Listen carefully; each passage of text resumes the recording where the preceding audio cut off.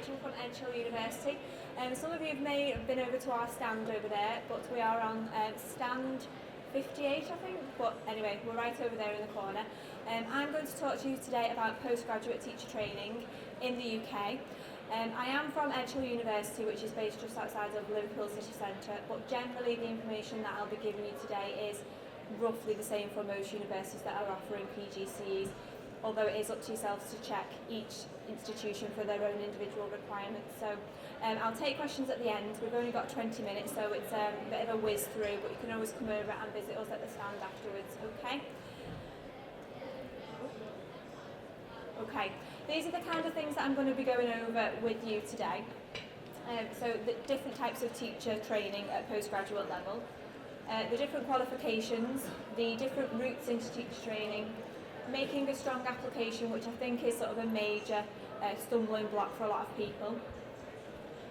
The personal statement in particular, I call that the nemesis because that's the major hurdle that most people have to get over.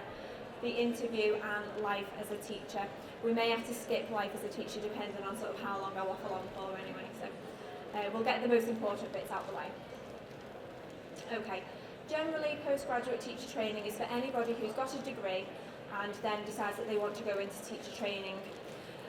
It's normally 1 year full time, but some programmes are offered on a part-time or a flexible basis, and at the end of it you will become a qualified teacher, or an NQT, which stands for newly qualified teacher, and generally these are the areas that most universities will offer teacher training in. So it's early years is the 3 to 7 age range, primary 7 to 11, secondary 11 to 16, and post-compulsory is literally colleges, community centres, anything that offers learning to adults is classed as post-compulsory, and that's the 16 plus age range. At Edge Hill University we offer all of these, so we offer every single area and most variety of subjects as well. So at post-compulsory level, which is the 16 plus age range, we will accept an application from anybody in any subject who wants to teach anything they like, because the range of subjects taught at post-compulsory level is vast. It's anything from floristry up to engineering and beyond really, so we will accept an application from anybody from there, but you've got to be aware that there might not be many colleges that offer that programme, okay? The rough sort of entry requirements, and this is the same for most universities no matter where you decide to study, for a secondary PGCE you will need to have your Maths and English Leaving Certs. That's the equivalent to a GCSE at grade C. If you wanted to teach primary, you've got a little bit of an additional qualification, as you also need your science as well. Now, don't worry if you don't have your science, and when I say science I mean physics, biology or chemistry. We can't accept something like human physiology or anything like that because it's a little bit too narrow. But if you're missing one of those and you do want to do science at primary or early years, we can offer you a small test beforehand, and most universities will either offer their own tests or you can do a test with us and go elsewhere to do your PGCE. So you do have a little bit of an extra thing to do if you want to do primary or early years, unfortunately. At your degree level, everybody will need the minimum of a 2-2 honours or above. Now that is dependent on provider. We, across the early years and the primary and all of our secondary, ask for a minimum of a 2-2 honours, but some universities ask for a 2-1. The reason that we ask for a 2-2 is because we place a lot of emphasis on what additional things that you can bring to your application. We appreciate that not everybody is the same person that they were when they did the degree, and maybe the degree that they chose in the first place wasn't necessarily the right one for them, and people have gone away and had a career and come back and decided to go into teaching. So we place a lot of emphasis on the additional things that people can bring, but it is up to you to check with each individual provider as to what they ask for at that level. If you want to teach the secondary or the post-compulsory age range, your degree needs to be relevant to what you want to teach. The reason for that is because we are literally teaching you to teach. We're not giving you any more subject knowledge, so you need to come with a firm basis and a firm grounding in your subject. There are a few sort of things that we will differ on with that, and they are generally ICT, modern languages or music, and they are because people can have a really good sort of professional basis in IT, or they may be a native speaker of Spanish, for example, and we would consider sort of different qualifications from yourselves. So again, check with each individual provider.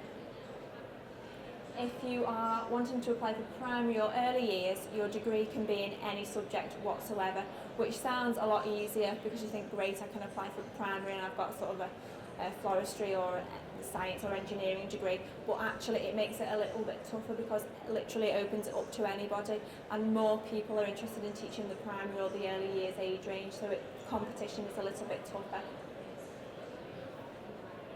Everybody needs to have basic ICT knowledge, and if you look at each individual institution, they will always say you have to have a knowledge of ICT. To be honest, I don't even know why they bother putting that in their entry requirements, because in this day and age, everybody has a good basis of IT with all sort of iPads and everything else, and all social networking out there. Everyone knows the way around a computer, but you do need to make sure that you do make reference to it when you are applying for the programs, because it's a minimum entry criteria, so you have to make sure that you pop that down.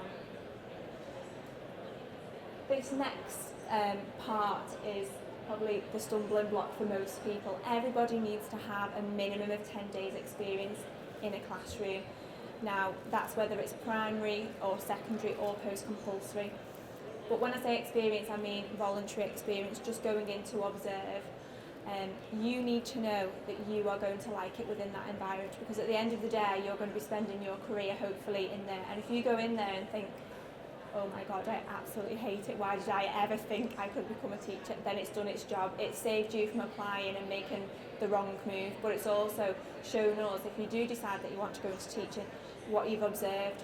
So I would say that everyone needs to get 10 days. You don't need to have all of your 10 days done before you apply, but you do need to have a couple of days done, then you've got more to talk about on your application form, and then have the rest lined up. And if we do decide to offer you a place, it will be based on the fact that you've got the remaining days done before the course starts.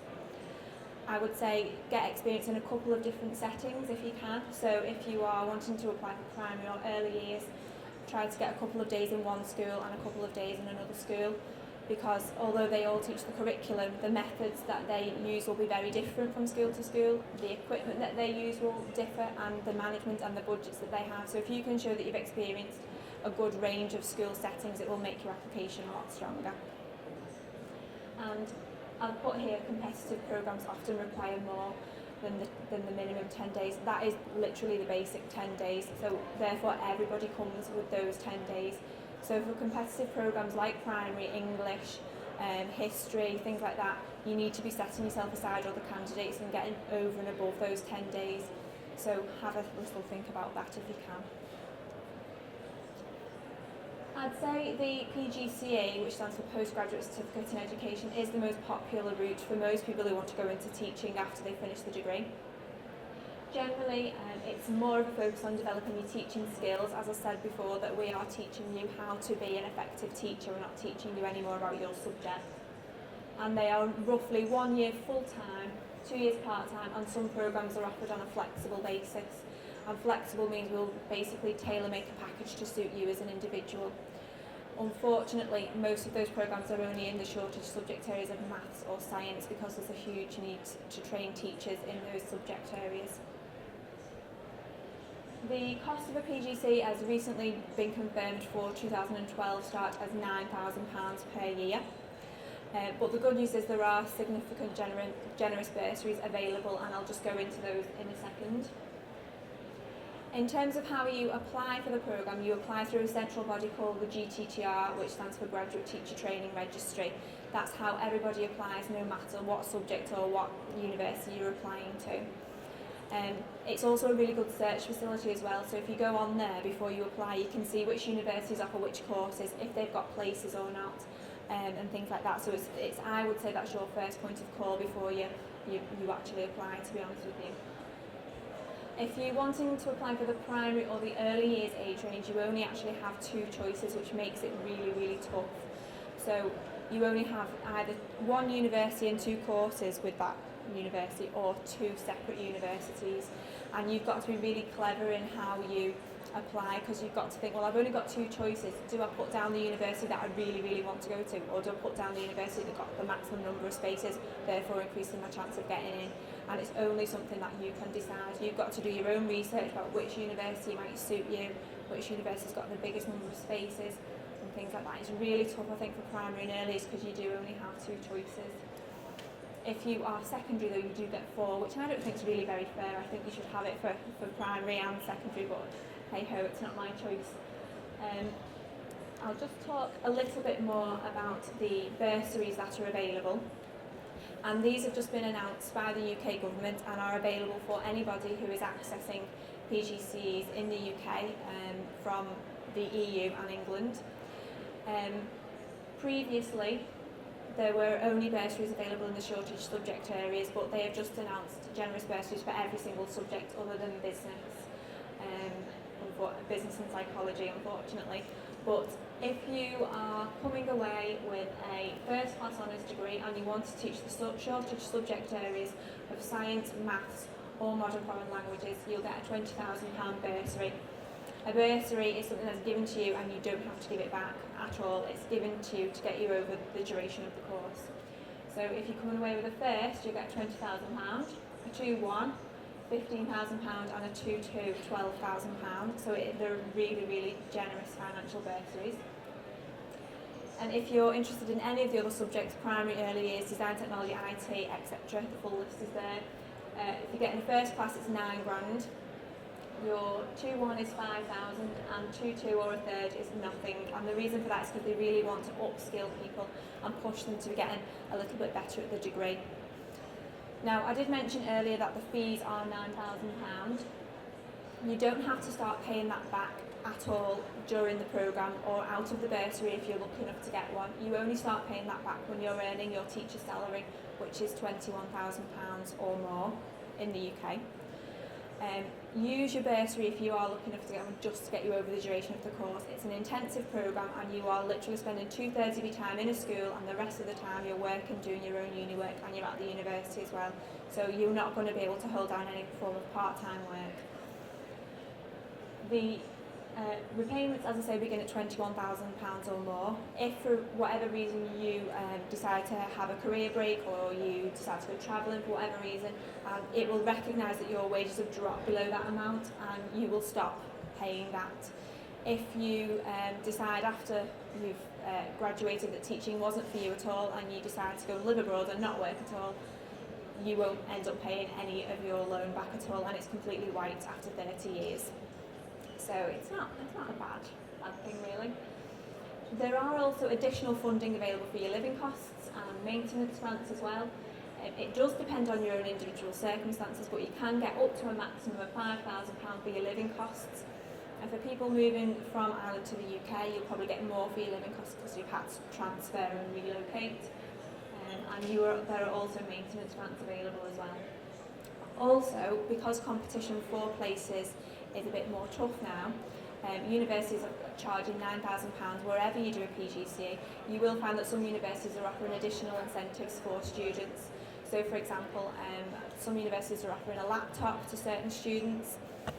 There was one university down south who was offering a bicycle because they weren't allowing cars onto campus. So, if it's down to those things, then maybe, one might swing it for you over the other, but just have a look around and see what each university is offering for their own students. It previously used to be a paper application, but it's now all done online, which you'd think would make it easier, and in many respects it does, but it is literally a basic application form. It's your name, address, qualifications, and that's it. But there is one element of that application form where you have got to make a personal statement. And the personal statement is probably the key element to that whole application form. It is the only thing that us and other universities use to decide who to call for an interview or not, because the rest of the application form is exactly the same for everybody else. Obviously everyone comes with the minimum entry criteria. You all have a name and you all have an address, but the personal statement is the only thing that's going to be different from person to person. So this is where you've got to really sort of make a good, strong application. We don't want you to repeat yourself at all during that application. You have 47 lines on your personal statement to get across everything that you need to, which is pretty tall order really, because as I mentioned before, not only have you got to get across that you've had experience in schools, you've also got to get across why you like working with that particular age range. You've also got to get across why you love your particular subject if you're secondary as well, and also what you've experienced out in schools. So you'll think that 47 lines is, you've got a lot to fill in, but really you'll really find that you're really cutting it down. So I'd say take 2 weeks to actually work through your personal statement before you actually submit your whole application. If anyone wants to come over to the stand later, I'll go through this a little bit more and you can take away some information about it.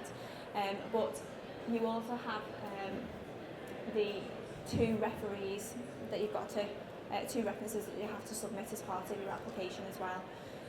Now, you can fulfil all of your criteria. You can submit your whole application to the GTTR, but if your referees haven't attached their reference for you in time, then your application won't even get through to the university that you want it to.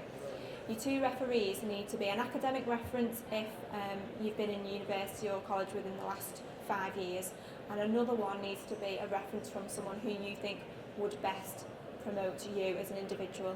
So I would say use somebody that you've built up a good relationship with in one of the schools that you've been working in. But you really need to think that who you think would sort of promote you best for the actual course and for you as an individual, really. And I've already mentioned about the personal statement. I call it the nemesis, and there's lots of really handy hints and tips. If you have a look at the Edgehill website and go to the personal statement section, there's lots of really useful hints and tips on there about what to include, what not to include. Avoid overusing the word I, for example. Make sure that you use the full 47 lines to get across what you want, and there's examples of good and bad personal statements on there as well. And I can tell you from sort of personal experience from sitting in admissions, it really does come down to that personal statement at times. If everybody comes with the minimum entry criteria plus additional things, we will go through that personal statement with a fine-tooth comb. So it is really important. So that's your first hurdle, and once you've got over that, then it's sort of plain sailing from there, really. I don't think I have much time to go into the interview, but if anyone wants any further information about interview, you can come over to the stand and take away some information with you. Okay.